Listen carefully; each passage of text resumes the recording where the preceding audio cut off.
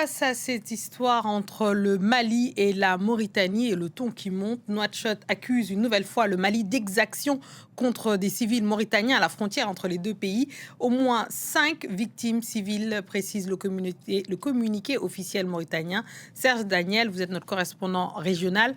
Comment expliquer ce regain de tension alors qu'après après les précédents incidents, on espérait plutôt un apaisement de la situation?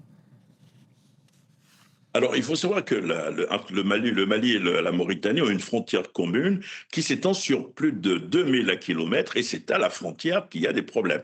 Le dernier problème en date, ça s'est passé dans un village malien près de la frontière de la mauritanienne et le gouvernement mauritanien, dans un communiqué, a parlé d'incidents de sécurité graves et a accusé clairement les forces de sécurité du Mali d'avoir agressé, d'avoir fait victime de au moins cinq ressortissants mauritaniens et que c'était des civils. Alors, côté du Mali, il n'y a pas de réaction officielle pour le moment, mais nous avons pu interroger une source militaire qui explique qu'en réalité, les forces de sécurité du Mali étaient plutôt à la frontière en territoire malien, étaient allés mener une opération anti-djihadiste. Donc, des djihadistes neutralisés selon le Mali, des civils tués selon la Mauritanie, et ça fait deux versions des faits. La Mauritanie qui dit que ce n'est pas la première fois que ça se passe, et que depuis au moins 4 ans, les forces de sécurité maliennes font et commettent des exactions sur des populations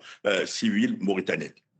Quand on interroge plusieurs observateurs dans la sous-région, les observateurs disent attention, ça évolue en dents de scie. Si les deux pays ne s'entendent pas, ne décident pas de s'asseoir pour régler définitivement le problème, le pire peut arriver. Merci Serge Daniel pour ce décryptage.